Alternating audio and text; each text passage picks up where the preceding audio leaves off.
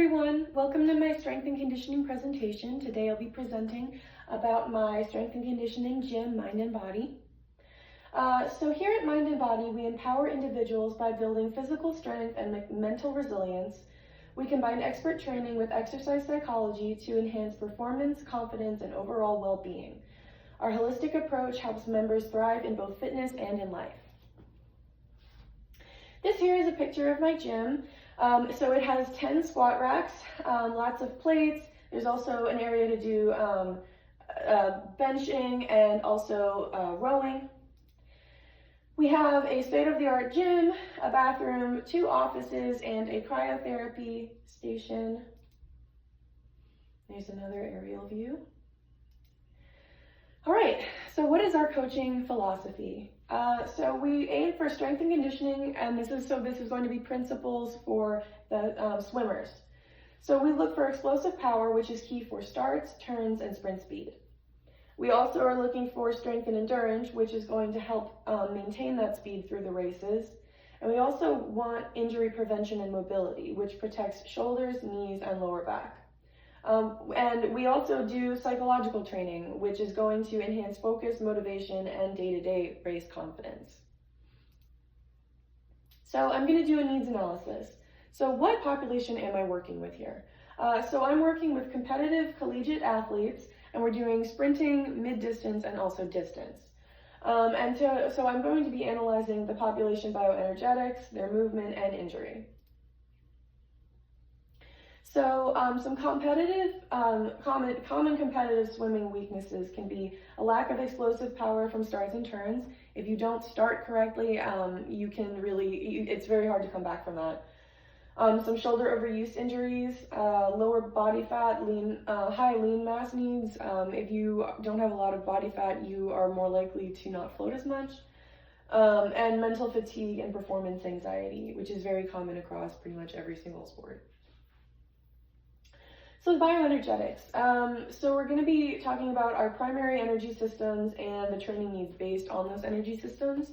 So for the first 10 seconds, we use the ATP-PC system, and that's for our starts, explosive sprints, and turns.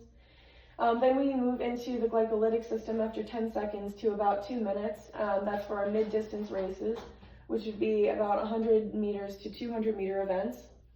And then we move into our oxidative system, which is 2 minutes or more for our long distance events and recovery between sets.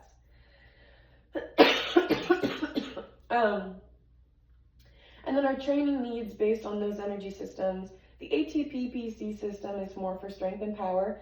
We could look into Olympic lifts, plyometrics, and sprint work for that. And then for the glycolytic system, it's anaerobic endurance. So that's high intensity resistance and interval training.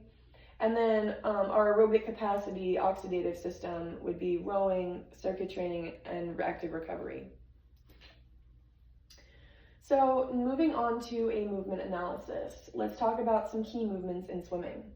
So, and I'm going to be moving on to the strokes in a little bit. But for key movements, just in generics, would be talking about our starts and turns. Those require lower body explosiveness, so squats, power cleans, something we could work on. And then we also need to work on our arm pull stroke power. So that demands shoulder and lat strength, and we can look into using pull-ups or cable rows for that. Core stability, which is essential for streamlining and efficiency, so that would be planks. And then kick strength is focusing on hip flexors and lower body endurance. So that would be our leg press, resistance band, kicks potentially, or squats. Okay, moving on to our strokes. So in swimming, there are, generally speaking, 4 strokes. We have freestyle, breaststroke, backstroke, and butterfly. And so now I'm going to talk a little bit about the planes and the rotations of each of those. So for freestyle, it moves in the sagittal plane with transverse trunk rotation. The major joints used are shoulder flexion, extension, hip flexion, extension, and elbow flexion and extension. Some key muscles being used are the lats, deltoids, triceps, glutes, and obliques. Okay, and then so breaststroke is the next one. So this is a combination of the sagittal and frontal plane movement. especially in the kick and arm recovery. So there's a unique whip kick involved in hip external rotation, knee flexion, and then an explosive extension. The key muscles used here are the adductors, glutes, pecs, hamstrings, and the core. Moving on to the butterfly stroke. So this is primarily in the sagittal plane with a full body undulation. This is a core-driven movement. So instead of kicking, you're doing it's like a mermaid kick with your legs. And this requires shoulder extension, hyperextension, flexion, spine flexion and extension, and a dolphin kick. Key muscles are lats, traps, spinal erectors, glutes, and abs. Finally, we move on to the backstroke. So this moves in the sagittal plane with a strong transverse rotation. It involves shoulder flexion, elbow flexion and extension, and flutter kicking. The key muscles are the rear delts, lats, glutes, hamstrings, and core stabilizers. So let's move on to the injury analysis. So some common swimming injuries and their prevention. So firstly, we have shoulder impingement, which is rotator cuff overuse. So to prevent that, we would look into scapular stabilization or external rotation and band exercises. Lower back strain is also common as well from overextension in starts and turns. To prevent that would be core strengthening and also proper mobility drills, obviously practicing proper mobility, like how to actually do the movements without getting injured, proper form, etc. Also knee pain. So we have something called breaststroke knees. So when you're doing breaststroke, let me see. So in breaststroke, you kind of go in a frog position with your legs, and in high speeds and over long periods of time, you can actually damage the tissue in your knees. So for some prevention for that would be hip and glute strengthening resistance band exercises. Also, we do have cryotherapy for that. So, and then overtraining syndrome, which is high volume training. To prevent that, we would do scheduled recovery, cryotherapy, sleep optimization, and we have a nutritionist and a psychologist. So what are we doing in Mind and Body, and why are we doing it? So we have a customized strength training. So that improves explosive power, endurance, and injury prevention. We have mental training integration, which enhances focus, confidence, and resilience. And we do target injury prevention strategies, which keep swimmers healthy and competition ready. So now I'm going to be talking about my yearly plan. So for my collegiate swim teams. So our goal is to peak athletes for conference and national meets in late March. So we're going to be talking about the training phases right now. So we have general prep, which is August to October, specific prep, which is October to December, preseason, which is January to February, competitive season and taper, which is February to March, and then our active rest, which is in April, between 2 to 4 weeks, depending on where my athletes are at. And then so this integrates pool training, strength work, rowing, nutrition, and mental conditioning. So we have two types of preparatory phases. So we have general and specific. General is more general. That's basically where we're working on getting them ready to move into more specific movements that are more relative to the actual strokes that they'll be working on. So our general prep phase is from August to October. It would be our high volume strength, and we would be focusing on hypertrophy, endurance, rowing machine circuits, and the support would be looking into our nutritionists, setting fueling routines, charting that, tracking their eating, and our psychologists starting goal work with our different plans, because we do have a plan for them. And then our specific prep, which is October to December, we'd be our strength shifts to moderate volume intensity, and our focus is power, sprint intervals, hang cleans, and our mental skills would be added, so visualization and pre-race breathing. So things that we learned in exercise psychology and sports psychology are going to be implemented here. I thought that was very valuable. So then we move into the preseason phase, which is January to February. So as for strength work, we're going to be doing low volume, high intensity. Olympic lift variations focus on bar speed and explosiveness. This is when we're really kicking into high gear. And then rowing is going to be our max effort sprints to track output. In the pool, we're going to be doing race pace training, turns, and start work. And then for support, we're going to be doing mental prep for pressure, nutritionists supporting comp fueling. And then finally, well, not finally, we have our competitive phase and our taper. So this is going to be February to March. So our strength is going to be about 1 to 2 times a week maintenance, prioritizing recovery, mobility, and sharpness. In the pool, we're going to be, our volume is going to be reduced. We're going to be doing race-specific sets, and for recovery, our recovery is high priority. We need to make sure we're sleeping, doing mental check-ins regularly, and our nutrition is attuned to each athlete, and doing tests at all. Okay, so the goal is to peak physically and mentally for championship meets at this time. So finally, in April, we have our active rest and reset. So this is a lot less structured.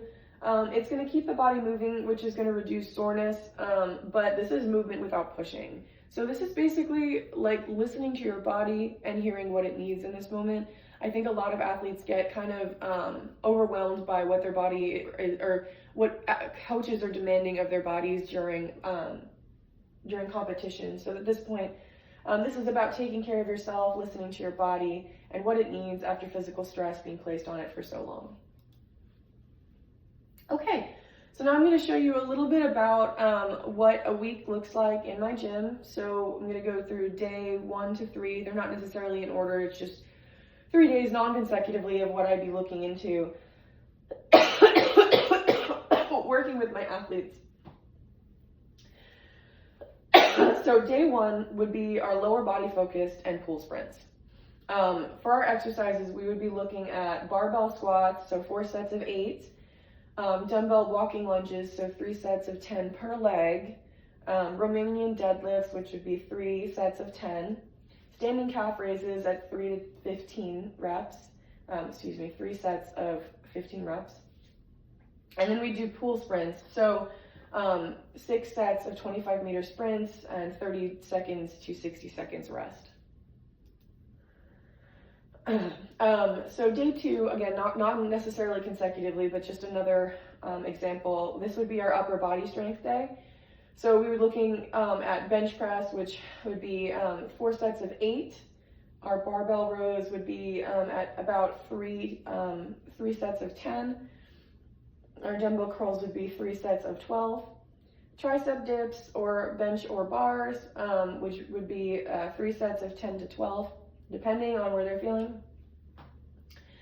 And then dumbbell lateral raises, at 2 sets to at 15 reps. And then finally, here's my day 3. This is an example of a full body conditioning day. So our deadlifts would be our first exercise, and that would be 3 sets of 5. Pull-ups or lat pull-downs would be 3 sets of 8. Dumbbell shoulder press would be 3 sets of 10. Cable or DB curls would be 2 sets of 12. And then on the rowing machine, we do 3 rounds of 250-meter sprints at a 1-to-1 ratio of rest. And our pool sprints would be 4 sets of 25 meters with 1 minute rest in between. So what is monitoring? Why am I monitoring? So monitoring helps me tailor training to each swimmer's needs. It allows me to manage fatigue and avoid injury and make sure we're progressing. My goal is to catch small issues before they become big ones, physically and mentally. It also gives me data to adjust intensity, volume, and recovery week to week. And this is a quote I liked. Methods for adjusting resistance training intensity include linear progression, the 2-for-2 rule, managing 1 RM, rep max zones, perceived effort, reps in reserve, and self-rep record, APRE, and velocity-based training. Just thought that was interesting. So monitoring steps, and what is that all about? So first, we're going to do considerations for athlete monitoring in our sport. So what is the purpose of monitoring? What is the needs for coaches and the environmental limitations? What are the methods of analyzing data? So where is the data going to be stored? A lot of people use special apps I find that XL works perfectly fine. And then determine meaningful changes in the data. So that's where I look at the trends and decide where my athletes are improving or not improving. And then finally, I create an effective method to communicate important information to those athletes to see where can we improve and how can I help them out. So we have two types of monitoring. We have subjective monitoring and objective monitoring. Subjective monitoring is kind of my favorite because it's more psychological monitoring, and I think that is at least I think it's the most interesting. So subjective monitoring would be like daily check-ins on sleep, mood, soreness, motivation. This would be checking in with athletes' daily readiness, daily wellness tracking. Daily wellness tracking can detect early signs of fatigue, overreaching, or burnout before they show up in performance data. Session rate of perceived exertion after gym and swim workouts. So that's going to give us a simple but reliable reflection of how hard an athlete feels they're working, making it a valuable indicator of internal training load. And then weekly meetings with our psychologists for mental readiness, and then seeing how our psychologists report them doing. And then another interesting quote, an athlete's perceived training load can offer insight into their psychological strain, which may significantly influence the connection between training demands, performance outcomes, and injury risk. Okay, moving on to objective monitoring. So this is more about statistics, numbers, measurements of that sort. So we would be looking into strength and power. So vertical jumps, squat performance, rowing sprints. So jump height is a sensitive marker of neuromuscular fatigue and lower body power, and it's useful for assessing recovery and performance readiness. Swim specific, we would be looking at our 25-meter sprint times, our stroke rate, our distance per stroke. Sprint times are a direct performance indicator and show improvements in power, technique, and race day readiness. And then for recovery, heart rate data, performance trends. Heart rate variability reflects autonomic nervous system recovery, making it a valuable tool to monitor stress and readiness. And then, this is another interesting quote that I found about monitoring. So there's a disconnect between complex neurobiology behind human performance and the biomedical models often used to guide training and assessment. I just thought it was interesting, then that kind of makes sense to me why we need so many different methods of monitoring. Okay, so we're going to be talking about testing and checkpoints now. So I am going to be doing a full testing at the start and end of each training phase. So that would be the GPP and SPP, and I'm going to be going into what those are and what those mean in a little bit. So testing in the gym is going to look like a vertical jump test, squat or mid-thigh pulls, and 500-meter rowing sprints. In the pool, we're going to be looking at time sprints, stroke efficiency breakdown, and this is going to help me evaluate whether our program is working or where to adjust. So responding to fatigue in my athletes. I look for trends across a few days to weeks, not just one rough session. Some red flags that I look for specifically are a high rate of perceived exertion, drop in performance, low mood, poor sleep, and poor eating habits. I might respond by reducing gym volume or intensity. I might swap a swim set for technique work, and I may prioritize recovery and mental reset with my support staff, my psychologist, and my nutritionist. Okay, what does success look like to me as a coach? So I want to see faster sprint times and improved technique. I want to see higher jump heights and strength gains. I want to see better energy and focus going into practice. I want to see consistency across sessions, and that would look like progress to me. And if they feel good, move well, and perform when it counts, that looks like success to me. And then this is another quote, faster, simpler, non-exhaustive tests such as athlete self-report measures, autonomic nervous system response via heart rate derived indicates, and to a lesser extent, jump protocols may serve as promising tools to quantify and establish fatigue status in elite team sport athletes. Just thought that was interesting about testing. So for my program design, I'm going to give 2 sample microcycles from my annual training plan. So week 1 is our general prep phase, and week 2 is our specific prep phase. And then, so these are designed, of course, for our swim team. So for our general prep phase, the goal is to build a foundational strength and work capacity. So our weekly focus is upper body hypertrophy sessions and moderate intensity, high volume work. And then rowing intervals and core work for conditioning, and a dedicated recovery and mobility day. And why? To improve movement quality and physical base before progressing to heavier loads. So this is more, I like to think of this as warming up physically. Of course, it's not like warming up, but it's getting your body conditioned to move into more difficult and more specific things, more relative to your sport. So this is a specific prep phase. So the goal here is to develop swim-specific strength and power. Our weekly focus is on explosive lifts, so power cleans, front squats. Our swim sprint intervals, higher intensity, lower volume, and recovery and mobility work is going to be maintained here. And why? So this is going to be targeting our anaerobic conditioning and power output needed for competitive swimming.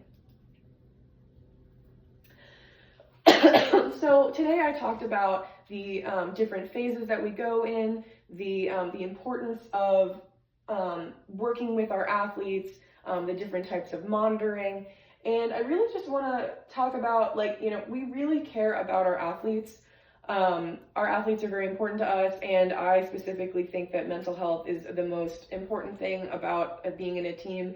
I think that there's lots of reasons, but I think the biggest one is that, you can't really be a part of a team if you don't feel good in here, because you can't treat others well. It's very important. Anyway, we focus on their overall well-being. We want them to succeed, and they make us proud every day. So yeah, okay. Thank you so much, and I hope you enjoyed my presentation.